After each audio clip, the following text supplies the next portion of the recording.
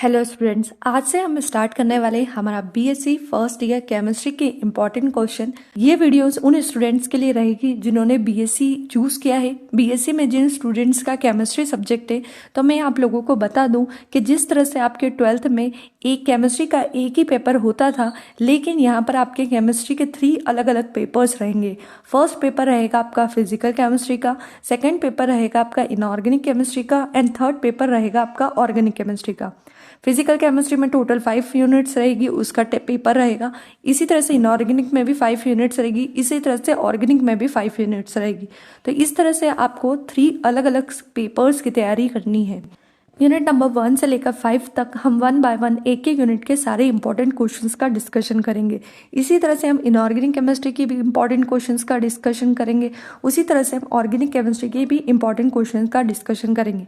अगर आपने ये क्वेश्चन रेडी कर लिए तो आपको पेपर में बिल्कुल भी प्रॉब्लम नहीं होगी। तो फटाफट से स्टार्ट करते हैं। आज हम फिजिकल केमिस्ट्री के यूनिट नंबर 1 के इंपॉर्टेंट क्वेश्चन देखेंगे कि किस तरह से आपको ये एग्जाम में क्वेश्चन आएंगे।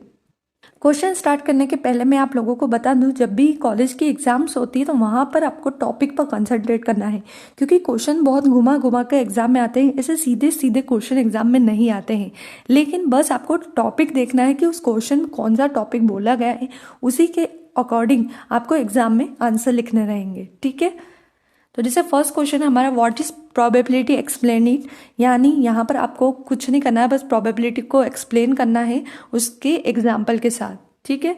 सेकेंड है, describe the critical phenomenon in gases, derive a relation between wonder wall constant and critical constant. यहाँ पर हमें क्रिटिकल फिनोमिनन इन गैसेस को डिस्क्राइब करना है, साथ में हमें रिलेशन बताना है wonder wall constant and critical constant के बीच में। ठीक है।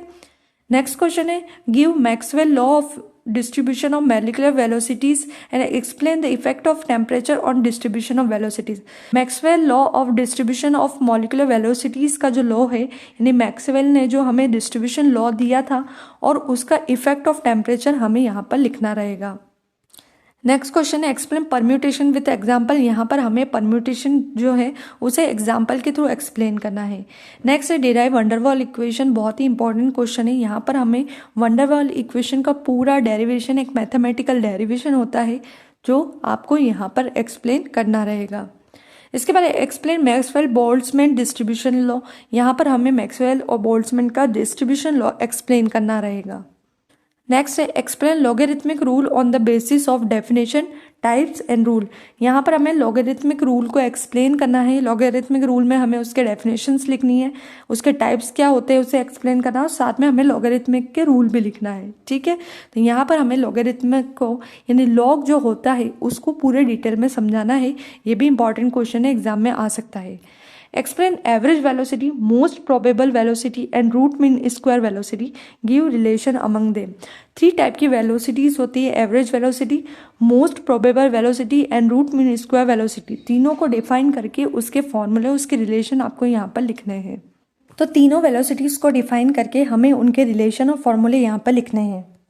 नेक्स्ट है, डिफाइन द फॉलोइंग। यहाँ पर कुछ डेफिनेशन है जो हमें लिखनी रहेगी। Mean free path, collision frequency, collision diameter and collision number.